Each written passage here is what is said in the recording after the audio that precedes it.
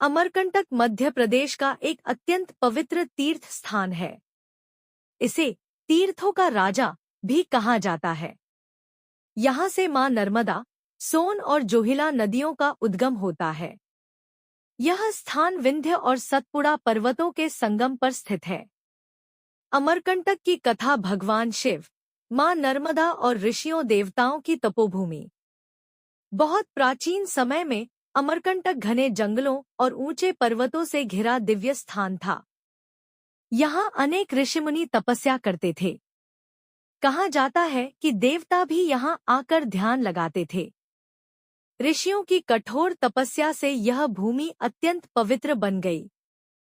तभी से इसे मोक्ष देने वाली भूमि माना जाता है। 2. मां नर्मदा का प्रकट होना। कथा के अनुसार भगवान शिव ने संसार के कल्याण के लिए गहरी तपस्या की। उनकी तपस्या से निकली दिव्य ऊर्जा और पसीने की बूंदों से मां नर्मदा प्रकट हुई। मां नर्मदा अत्यंत तेजस्वी और पवित्र थी।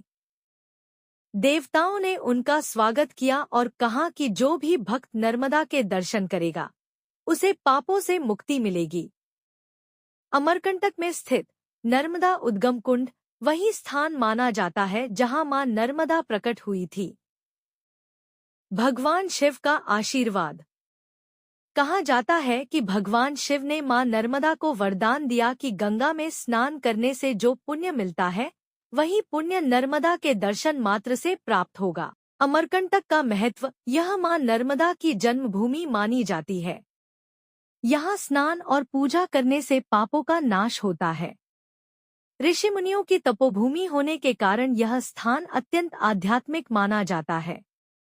हर साल हजारों श्रद्धालु यहाँ दर्शन करने आते हैं। अमरकंटक को बहुत विशेष इसलिए माना जाता है क्योंकि यहाँ से 3 नदियाँ निकलती हैं। मां नर्मदा, सोन नदी, जोहिला नदी। भारत में बहुत कम स्थान ऐसे हैं जहाँ एक साथ इतनी पवित्र नदियों का उद्गम होता है। नर्मदा नदी की विशेषता। नर्मदा भारत की प्रमुख पश्चिम दिशा में बहने वाली नदियों में से एक है।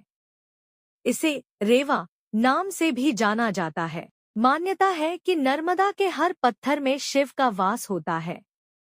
नर्मदा से मिलने वाले गोल पत्थरों को नर्मदेश्वर शिवलिंग कहा जाता है।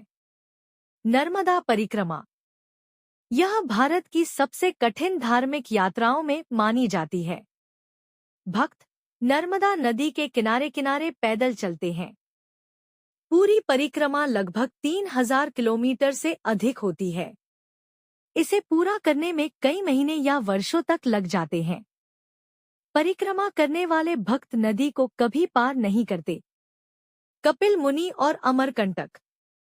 कहा जाता है कि कपिल मुनि ने यहाँ कठोर तपस्या की थी।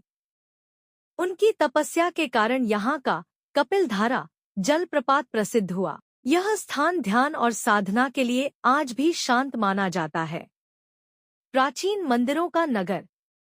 अमरकंटक में कई प्राचीन मंदिर हैं। नर्मदा मंदिर, शिव मंदिर, कलचुरी काल के मंदिर, श्री यंत्र मंदिर। इन मंदिरों की वास्तुकला बहुत सुंदर और प्राचीन है। जंगल और औषधीय वनस्पतियां। अमरकंटक घने जंगलों से घिरा है।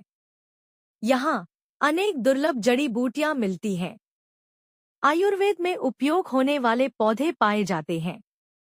कई साधु संत जंगलों में तपस्या करते हैं।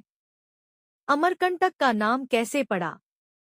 एक मान्यता के अनुसार अमर मतलब देवता, कंटक मतलब पर्वत या शिखर, अर्थात वह पवित्र पर्वत जहां देवताओं का निवास हो। सूर्य उदय और प्रकृति का सौंदर्य। अमरकंटक अपने सुंदर सूर्योदय, पर्वतों, झरनों, शांत वातावरण के लिए भी प्रसिद्ध है।